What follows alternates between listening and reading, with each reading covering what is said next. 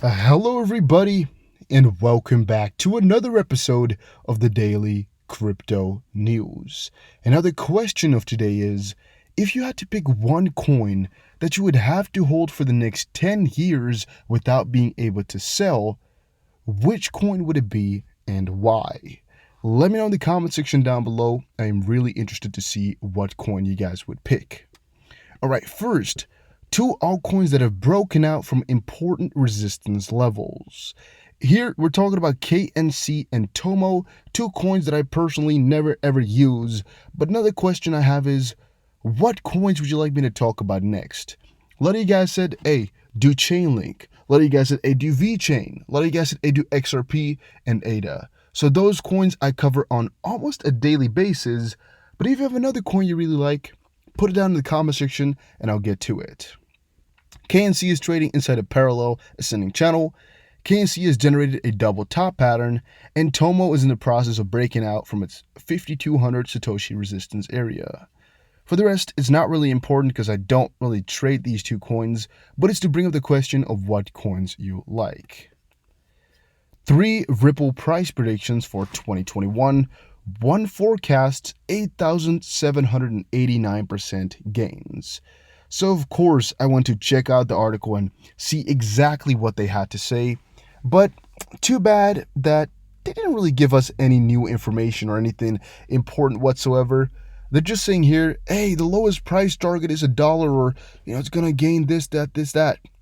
But they don't really give us any reason at all. Only one primary reason here is Bitcoin ETFs. But, even though that would be really, really good for crypto, I don't necessarily know how much that would do in the literal sense for XRP and how much of a return that's going to bring, and also how long that's going to take, especially if it's going to be 2021, as kind of claimed here. We don't know whether or not an ETF will be accepted in this short of an amount of time. At the bottom here, should I buy Ripple in 2020? Of course, they're talking about XRP. And my personal advice is you got to kind of look at your own situation and your own diversification / preferences, I would say. So first of all, do you have any preferences for how many coins you want to have? Like, do you just want to put all your eggs into one basket, which I don't recommend, or do you want to diversify a little bit? Now, how much of a percentage is already in XRP, and how much money do you have available in total? Like, for example, if you got 50,000 XRP, you don't know your percentage, but you have 50,000 XRP, and your amount of total investment, let's say, for example, you had let's say $16,000 in XRP, and you only have $20,000 to invest in total.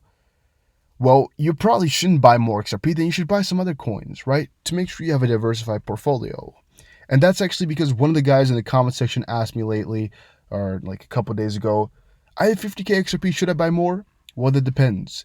If it's already above 75% of your total portfolio, don't get more. I don't recommend it, even though it is not financial advice. It's some personal advice from me to you. Make sure you don't open yourself to just too much risk. I mean, it's nice and all, but it's really not going to be worth it because, well, what if Bitcoin Cash goes up like crazy? What if Litecoin goes up like crazy? You have 0 of those coins. I wouldn't like that, so that's why I diversify. Even 7.9k Bitcoin price won't help bears ahead of 1 billion Bitcoin options expiry. Now, these guys are really, really, really putting this Bitcoin expiry thing to a very big headline. I mean, the last couple of days here, these guys have been really, really milking it like crazy with a lot of headlines claiming a lot of different things. But in the end, as we've seen before with all these other weeks where the Bitcoin options expire in the hundreds of millions, not much happens. Really, actually, nothing happens. Scratch the whole not much, nothing's going to happen. And most likely that's the same situation once more, where really nothing's going to happen because of the options. Maybe we're going to see a small decrease in price, but that's just normal. It's not necessarily because of the options expiring. Not a price increase, not a price decrease. We're going to see nothing happening. So don't worry about it. Don't even think about it because you can kind of take it from me that nothing's going to happen. DeFi tokens are pumping strongly. Why isn't Ethereum? Now, really, DeFi has become increasingly more important, and especially the last 3 months, and really, really so the last 3 weeks, people have been really, really, really putting DeFi coins on a pedestal. It's been completely insane. And by the way, if you are enjoying the daily crypto videos, don't forget to press the like button and subscribe. But yeah, these guys have been putting DeFi coins on a really big pedestal. And one of the reasons I would say Ethereum is not at this point, in my opinion, is because Ethereum is, of course, a very popular platform, but it's not as revolutionary at exactly this second, right? I mean, Ethereum is very innovative. But right now, all we're waiting for is for some Ethereum upgrades. And thus, in this meantime, while that is all materializing, it's not that special. It's not doing that much. It's not being that cool. And thus, I wouldn't really know why it would have to go up in price. Of course, maybe it's some of the stable coins that are on Ethereum. Maybe it's some of the other, some of the other projects that are built on Ethereum, which are, really kind of doing good right now or being stable. But I still think that the bigger picture here is about the real utilization and the reasons to buy into a coin. I mean, you're not going to buy into a coin purely for the projects onto it. The coin itself must also have some further purpose, right? And with Ethereum, even though the platform might be really solid, if Ethereum itself is practically useless, like some are claiming to be right now, well, it can just go up so much. And if coins like EOS, for example, were to really, even though that's doing even worse in terms of price, let's say, for example, they were to do the coin was a lot better, but the platform was worse, it could actually be that they gain more on a normal basis just because it has more kind of a reason to. However, right now, I don't think anybody can explain to you why it is that Ethereum is not mooning, because if you check the story here, there's a couple of things they're saying. DeFi is mooning, why isn't Ethereum? The short story is that there's no direct reason why Ethereum needs to rise with DeFi. The long story is that it may do so anyways. Thesis: stablecoins basically killed the chance for any smart contract platforms to accrue significant monetary premium. There's no need to actually touch Ethereum when you can buy a DeFi token because you can just use the widely available crypto dollars. For an increased amount of DeFi tokens, you can just use a bank account.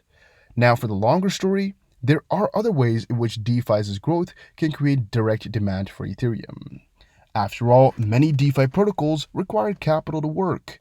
And anytime you want to borrow money on Ethereum, for example, you must post collateral. It is possible that within a couple of years, Ethereum may not only be the most successful asset in crypto given its on-chain economy, but also the crypto most credibly scarce asset given Ethereum 2.0 and EIP 1559, but only time will tell. And I've told you guys that before, we don't know exactly what it's going to be bringing, but a lot of us are waiting for Ethereum 2.0 to make some significant investment changes. Telegram fined $18.5 million as court battle with the SEC closes, and they must pay back their $1.2 billion ICO. Wow, right? It's finally come to an end then, or what? That's pretty damn big.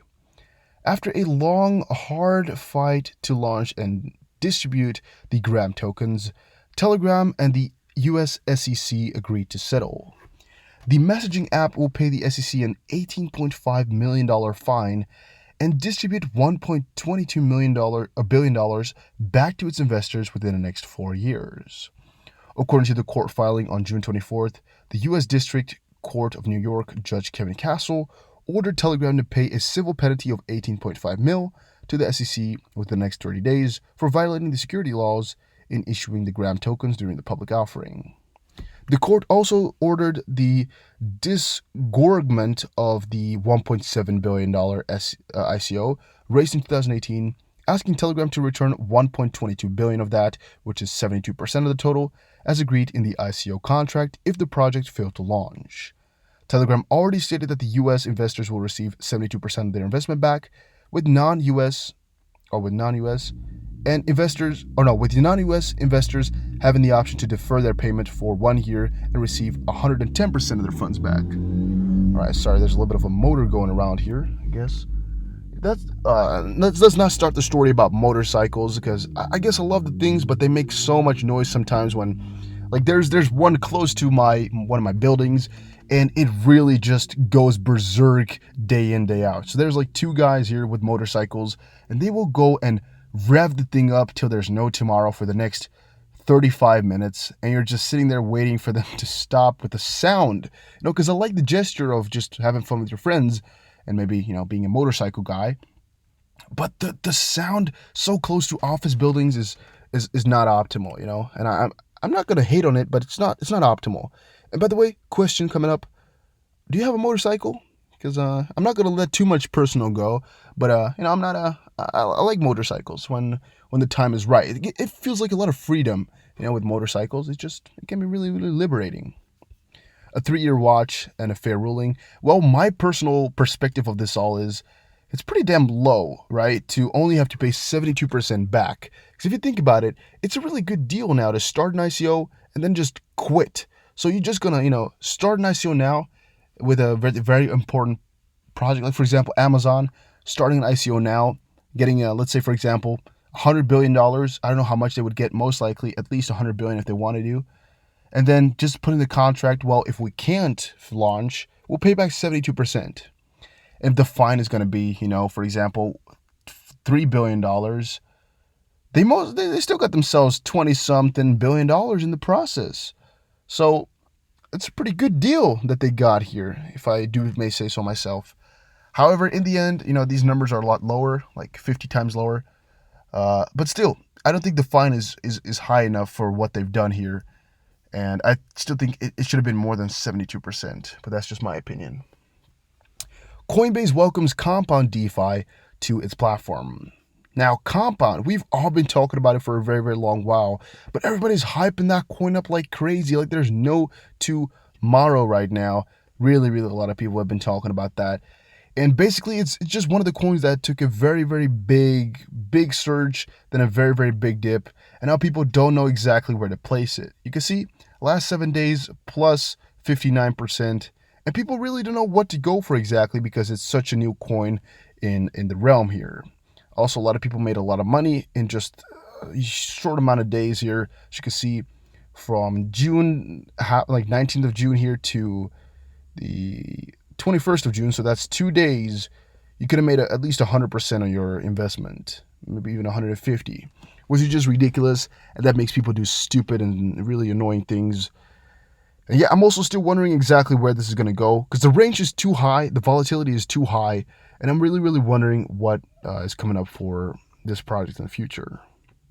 And then also, Cardano market analysis, Messari CEO expects ADA to become 5th largest digital asset by 2021. ADA USD currently under bearish control.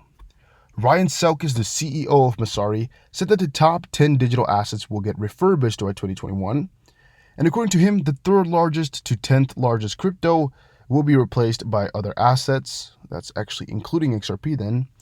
And Selkis expects Cardano's ADA to become the 5th largest crypto soon. And the bears are in full control of all of that. Well, I don't know if it's going to be 5th. It definitely deserves a spot for what they've got, but I don't know whether or not it's going to be able to do it. But guys, that was it for this video. Hopefully you all enjoyed it. It's still very freaking hot outside. I believe it's 29 degrees Celsius, so that is insane. But hopefully you guys enjoyed it. If you did, make sure you press the like button and subscribe. I'll see you guys again in another crypto video. Take care, everybody, and have a very, very nice day.